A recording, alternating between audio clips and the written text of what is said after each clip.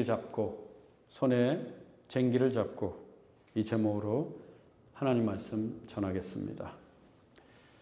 2024년도 벌써 11월이 되었습니다.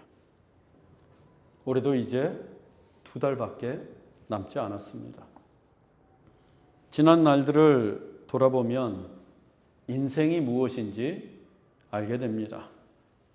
인생이란 기쁨과 슬픔이 수없이 교차하는 시간의 연속입니다.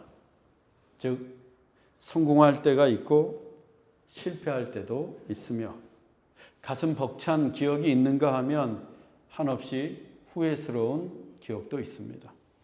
가파른 언덕을 힘겹게 오를 때가 있고 내리막길을 쏜살같이 내달릴 때도 있습니다. 또 상처받고 아파하기도 하지만 위로받고 새 힘을 얻기도 합니다. 이처럼 희로애락이 반복되는 것이 우리의 인생입니다. 따라서 잠시 성공했다고 해서 우쭐댈 이유도 없고, 또 실패했다고 해서 크게 낭망할 필요도 없습니다. 인생이란 슬피 울 때가 있으면 기쁘게 웃을 날이 있기 때문입니다. 다만 우리가 어떠한 상황에서든지 반드시 가야 하는 길이 있습니다. 기쁠 때나 슬플 때나 한결같이 가야 하는 길이 있습니다. 바로 예수님을 따르는 The Jesus Way, 예수의 길입니다. 시인 도종환 선생은 저녁 무렵이란 시에서 이렇게 썼습니다. 열정이 식은 뒤에도 사랑해야 하는 날들은 있다. 벅찬 감동 사라진 뒤에도 부둥켜 안고 가야 할 사람이 있다. 풀이란 풀 다 시들고 잎이란 잎 다 진 뒤에도 떠나야 할 길이 있고, 이정표 잃은 뒤에도 찾아가야 할 땅이 있다. 인생의 저녁 무렵이 되면 젊은 날에 품었던 뜨거운 열정은 식을 수 있습니다. 하지만 그 무렵에도 우리가 사랑해야 할 날들은 있습니다. 또 인생의 저녁 무렵에는 벅찬 감동을 잘 느끼지 못할 수도 있습니다. 하지만 그때에도 우리가 부둥켜 안고 가야 할 사람이 있습니다. 그 사람이 바로 지금 여러분 옆에 있는 분들입니다. 가족이든 교우이든. 또 인생의 저녁 무렵이 오면 젊은 시절에 나를 돋보이게 했던 풀이란 풀은 다 시들고 잎이란 잎은 다 지기 마련입니다. 그러나 그때에도 우리는 여전히 떠나야 할 길이 있습니다. 그 길을 가다가 이정표를 잃는다고 해도 반드시 찾아가야 할 땅이 있습니다. The Jesus Way, 예수의 길이 이와 같습니다. 우리에게는 풀이 마르고 잎이 떨어져도 꼭 가야만 하는 예수의 길이 있습니다. 오늘의 본문이 그 예수의 길을 어떻게 가야 하는지 우리에게 가르쳐 줍니다. 그동안 갈릴리에서 사역하시던 예수님은 십자가의 고난과 죽음이 기다리고 있는 예루살렘을 향하여 올라가기로 굳게 결심하셨습니다. 예수님은 예루살렘으로 가는 가장 빠른 지름길인 사마리아를 통과해 가시면서 사마리아 사람들에게도 천국 복음을 전하려고 하셨습니다.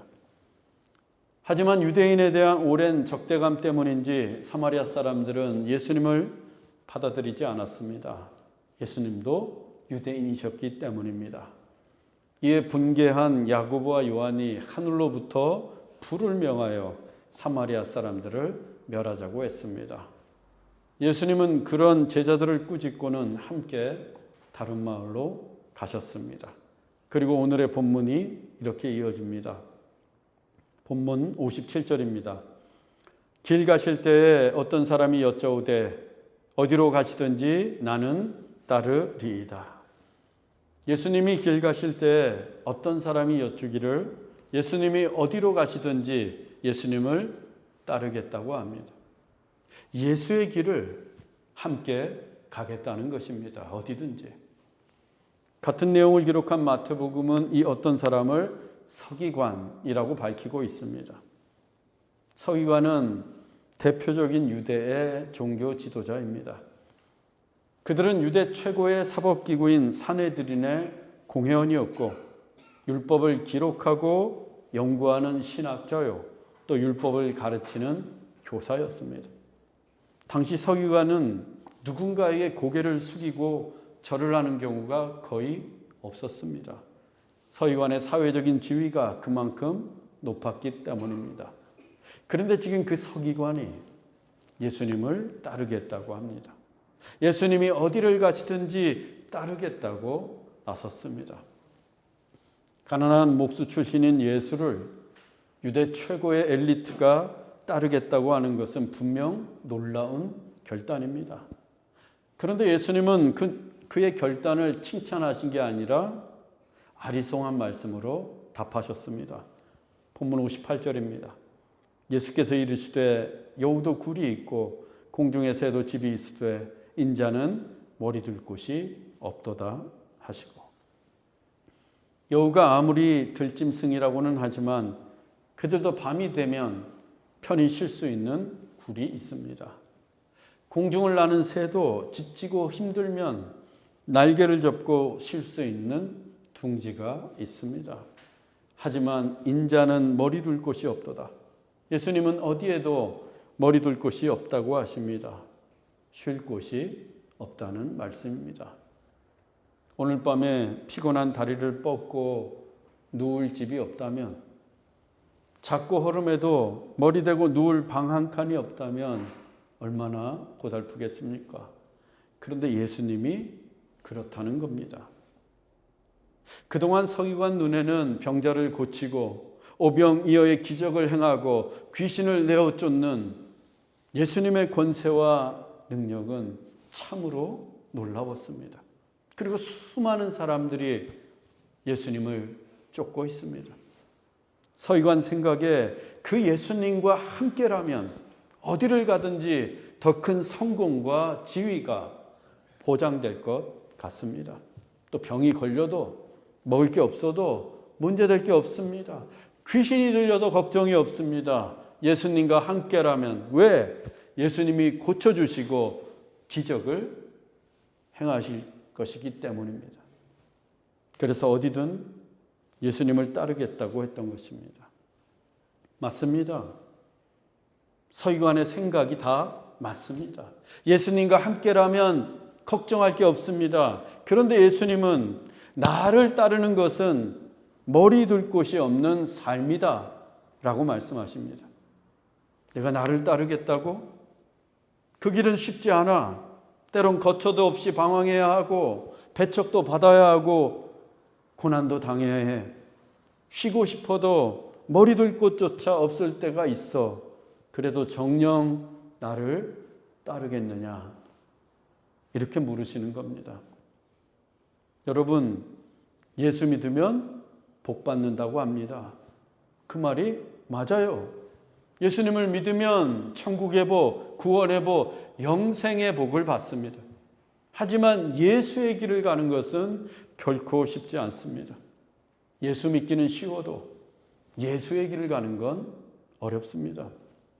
예수의 길은 성공이 보장된 길도 아니고 예수의 길은 편안한 길도 아닙니다. 아니, 여우도 굴이 있고 공중의 새도 집이 있지만 예수의 길에는 머리 둘 곳조차 없을 때도 있습니다. 하지만 도종환 시인의 시처럼 풀이란 풀은 다 마르고 잎이란 잎은 다 진다고 해도 우리가 끝까지 예수의 길을 간다면 분명 이 땅에 하나님의 나라가 확장이 되고 천국의 복음이 땅끝까지 전해질 것입니다. 저는 여러분들과 함께 그 길, 예수의 길을 가기 원합니다. 서기관과 대화를 마치신 예수님께서 서기관이 아닌 다른 사람에게 Follow me, 나를 따르라고 하셨습니다. 본문 59절로 60절입니다. 또 다른 사람에게 나를 따르라 하시니 그가 이르되 나로 먼저 가서 내 아버지를 장사하게 허락하옵소서. 이르시되 죽은 자들로 자기의 죽은 자들을 장사하게 하고 너는 가서 하나님의 나라를 전파하라 하시고. 아마도 서기관은 인자는 머리 둘 곳이 없도다 라는 주님의 말씀을 듣고는 그곳을 떠났던 것 같습니다. 그래서 예수님이 남아있는 무리들 중에 한 사람을 지목해서 그러면 네가 나를 따르라 라고 말씀하신 것입니다.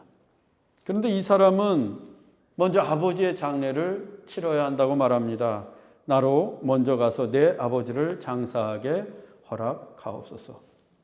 이 사람의 요청은 지극히 상식적입니다. 누구에게나 부모의 장례는 중요하기 때문입니다. 특히 유대인들에게 아버지의 장례는 다른 모든 일보다 우선했습니다. 아버지의 장례를 치르는 중에는 성전 봉사, 할례 준수, 유월절 양 잡는 일, 그리고 쉐마의 기도를 드리는 것도 다 연재되었습니다. 모세 이후로 모든 유대인들은 이스라엘아 들으라, 우리 하나님 여호와는 오직 유일한 여호와이시니 너는 마음을 다하고 뜻을 다하고 힘을 다하여 내 하나님 여호와를 사랑하라 라고 하는 쉐마의 기도로 하루를 시작했습니다. 이 기도의 의무도 아버지의 장례 때는 면제되었던 겁니다. 그러니 아버지의 장례를 먼저 치르고서 예수님을 따르겠다고 하는 답변은 너무도 당연해 보입니다. 그런데 예수님은 충격적인 말씀을 하십니다. 죽은 자들로 자기의 죽은 자들을 장사하게 하고 너는 가서 하나님의 나라를 전파하라. 예수님도 유대인이십니다. 예수님도 난지 8일 만에 할례를 받으시고 6월절이 되면 어김없이 예루살렘 성전에 가 절기를 지키시던 정통 유대인이셨습니다. 그런 예수님께서 아버지의 장례가 무엇보다 우선된다는 걸 모르실 리 없습니다. 그런데도 예수님은 냉정하게, 너무도 냉정하게 죽은 자들로 자기의 죽은 자들을 장사하게 하고 너는 가서 하나님의 나라를 전파하라 라고 말씀하십니다. 왜일까요? 인자하시고 자비로우시며 누구보다 정이 많으신 예수님께서 왜 이토록 무정한 말씀을 하신 걸까요? 당시에 지금은 할 수 없다, 당장은 하지 않겠다 라는 의미로 거절의 핑계를 대는 관용적 표현이 바로 나로 먼저 가서 내 아버지를 장사하게 허락하옵소서였기 때문입니다. 즉 이 사람은 지금 당장 부친의 장례를 치러야 하거나 아버지가 죽을 병이 걸린 게 아닙니다. 만일 그렇다면 그는 애초부터 이곳에 있지 않았을 거예요. 그의 아버지는 무탈하고 건강하기만 합니다. 그런데도 많은 유대인들이 생존해 있는 아버지를 두고서 나로 먼저 가서 내 아버지를 장사하게 허락하옵소서라고 핑계를 대는 이유는 대부분 유산 때문이었습니다. 아버지의 유산을 바꿔서 예수의 길을 가든 하나님의 나라를 전파하든 하겠다는 거예요. 그때까지는 예수님을 따를 수가 없습니다. 아버지의 유산을 상속받는 게 더 중요했기 때문이에요. 그런데 예수님이 갑자기 나를 따르라 라고 하시니까 대놓고 거절할 수는 없고, 그래서 아버지의 장례를 들먹이면서 예수님의 제안을 거절한 것입니다. 이처럼 예나 지금이나 장례를 핑계로 대는 경우는 흔합니다. 한국의 남자들이 귀가 시간이 늦거나 외박을 할 때 가장 자주 되는 이유도 장례식이라고 합니다.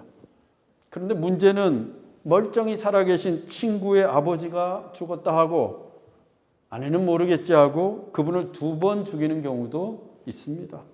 또 분명히 지난해에 그분의 장례를 치렀다고 했는데 올해 또 그분의 장례식에 간다고 합니다. 꼬리가 길면 잡히는 법입니다. 유대인이셨던 예수님도 나로 먼저 가서 내 아버지를 장사하게 허락하옵소서, 이 말이 무엇을 의미하는지 분명히 아셨고 그 사람의 심중도 정확하게 꿰뚫어 보셨습니다. 그래서 벼락을 치듯 말씀하십니다.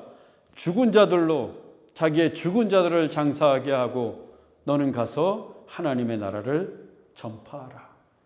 쓸데없이 변명을 늘어놓지 말고 너는 나를 따르라. 이 말씀이에요.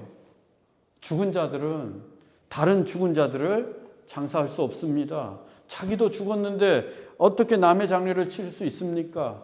그래서 여기에서 죽은 자들은 예수님을 따르지 않아서 영적으로 죽은 자들을 가리킵니다. 영적으로 죽은 자들, 그 세상 사람들의 장례는 영적으로 죽은 자들, 그 세상 사람들 손에 맡기고 너는 지금 당장 나를 따르라. 이 말씀이에요. 죽음과 장례를 언급한 예수님의 이 말씀은 예수를 따르는 일이 얼마나 시급하고 우선되는 것인지를 보여줍니다. 즉 예수님을 따르는 일이 너무도 중요하고 긴박해서 다른 어떠한 일보다 우선된다는 말씀이에요. 예수님을 따르는 일에 비하면 다른 일은 하나도 중요하지 않다는 말씀입니다. 여러분의 인생 가운데 가장 시급한 일이 무엇입니까? 가장 중요한 일이 무엇입니까? 무엇을 상상하든 예수님이 가장 먼저이길 바랍니다. 여러분의 계획이 무엇이든 예수님을 따르고 예수의 길을 가는 것이 가장 우선되고 가장 중요한 계획이길 바랍니다. 무리들 중 한 사람이 예수님의 말씀에 감동을 받았습니다. 그래서 예수님을 따르겠다고 본인이 나섰어요. 본문 61절입니다. 또 다른 사람이 이르되 주여 내가 주를 따르겠나이다마는 나로 먼저 내 가족을 작별하게 허락하소서. 이 사람은 죽은 자들로 자기의 죽은 자들을 장사하게 하고 너는 가서 하나님의 나라를 전파하라. 이 말씀에 큰 감명을 받은 듯합니다. 예수님을 따르고 싶은 충동이 막 일어나고 있습니다. 당장이라도 예수님을 따르고 싶습니다. 은혜 받은 거예요. 그런데 아직 가족에게 인사를 못했어요. 가족에게 작별 인사는 하고 예수님을 따라도 따라야 할 것 같습니다. 그래서 예수님에게 허락을 구합니다. 나로 먼저 내 가족을 작별하게 허락하소서. 이 사람의 요청도 매우 합리적이고 타당합니다. 그 옛날 엘리야 선지자가 자신의 후계자로 엘리사를 택했을 때 엘리사가 어떻게 했습니까? 내 가족과 작별 인사하겠습니다. 그러고 나서 당신을 따르겠습니다. 라고 했어요. 그때 엘리야가 허락했어요. 엘리야가 여유롭고 시간이 많아서 허락한 게 아닙니다. 당시 엘리야는 하늘로 승천할 준비를 하고 있었어요. 그 전에 베델, 여리고, 요단에 있는 선지학교 제자들을 찾아가서 마지막 가르침도 전해야 했습니다. 즉 엘리야는 그 어느 때보다도 매우 긴급한 상황이었어요. 그런데도 엘리야는 엘리사의 가족과의 작별을 허락했습니다. 이 같은 엘리야와 엘리사의 이야기는 유대인들의 전통이 되었습니다. 그래서 아무리 바빠도 먼 길을 떠날 때면 꼭 가족과 작별의 인사를 나누었습니다. 그런데 예수님이 뭐라고 하시는가? 본문 62절입니다. 예수께서 이르시되 손에 쟁기를 잡고 뒤를 돌아보는 자는 하나님의 나라에 합당하지 아니하니라 하시니라. 예수님은 손에 쟁기를 잡고 뒤를 돌아보지 말라고 하십니다. 기껏 예수님을 따르기로 해놓고 내 가족과 작별 인사를 나누는 것은 마치 손에 쟁기를 잡고 뒤를 돌아보는 것과 같다는 말씀입니다. 쟁기를 잡고 뒤를 돌아보면 밭을 제대로 갈 수 없습니다. 앞에서 소가 지금 쟁기를 끌고 가고 있고 내가 그 쟁기를 잡고 뒤쫓아가는데 만일 뒤를 돌아본다면 뒤를 돌아볼 때마다 밭 일항이 휘고 구부러지고 삐뚤어집니다. 밭을 똑바로 가려면 손에 쟁기를 잡은 사람은 앞만 보고 가야 됩니다. 앞만 보고. 예수의 길을 가는 것이 이와 같습니다. 예수의 길을 갈 때는 예수님만 보고 가야 합니다. 뒤를 돌아본다거나 주변을 기웃거려서는 예수의 길을 똑바로 갈 수가 없습니다. 특히 예수의 길은 엘리사가 선지자의 길을 가는 것보다 더 긴급합니다. 가족들에게 인사할 시간도 없을 만큼 긴급합니다. 마치 집에 지금 불이 난 것과 같은 상황, 그것이 종말의 때 예수의 길을 가는 거예요. 집에 막 불이 났습니다. 어떻게 해야 돼요? 당장 불을 꺼야 합니다. 뭐 가족과 친구와 인사할 틈이 없어요. 당장 불부터 꺼야 합니다. 예수의 길을 가는 게 이처럼 긴박하다는 거예요. 그래서 예수님이 나를 따르라 라고 하셨을 때 베드로와 안드레는 곧 그물을 버려두고 예수님을 따랐습니다. 요한과 야고보도 곧 아버지를 배에 버려두고 예수님을 따랐습니다. 세리 마태 역시 곧 세관에서 일어나 주님을 따랐습니다. 그들은 가족과 작별 인사도 할 겨를도 없이 예수님을 따라갔어요. 왜? 예수님을 따르는 게 그만큼 긴급한 요청이었기 때문입니다. 그런데 작별 인사를 하다가 가족들 손에 붙들려서 예수의 길을 가지 못하는 사람들이 있습니다. 또 세상사 때문에 예수의 길을 가는 걸 이 다음으로 미루는 사람들도 있고, 자기 일이 너무 중요해서 아예 예수의 길을 포기하는 사람들도 있습니다. 손에 쟁기를 잡고 뒤를 돌아보면 이런 일들은 수두룩빽빽합니다. 또 손에 쟁기를 잡고 뒤를 돌아보아야 이유를 찾는다면 그 이유는 수백, 수천 가지도 넘습니다. 왜 그렇게 유혹이 많고 일이 많은지 모릅니다. 이런 이유로 돌아보고 저런 이유로 뒤를 돌아봅니다. 하지만 손에 쟁기를 잡고 뒤를 돌아보는 자는 하나님의 나라에 합당하지 않습니다. 우리 인생의 최종 목적이 하나님의 나라인데 손에 쟁기를 잡고 뒤를 돌아보는 자는 그 하나님의 나라에 합당하지 않다고 주님께서 말씀하십니다. 애굽에서 종살이하던 이스라엘이 하나님의 은혜로 애굽을 나와 홍해를 건너 마침내 프리덤, 자유인이 되었습니다. 하나님께서 날마다 그들에게 만나를 내려주셨고 낮에는 구름 기둥으로 밤에는 불 기둥으로 그들을 인도하셨습니다. 애굽을 나온 그들이 광야를 가로질러 가야 할 곳은 오직 한 곳, 약속의 땅 가나안이었습니다. 가나안만을 바라보고 가나안을 향해 나아가야 합니다. 그런데 그들이 어떻게 했습니까? 애굽을 돌아보았습니다. 홍해까지 건너서 왔는데 홍해 건너편 애굽을 돌아봅니다.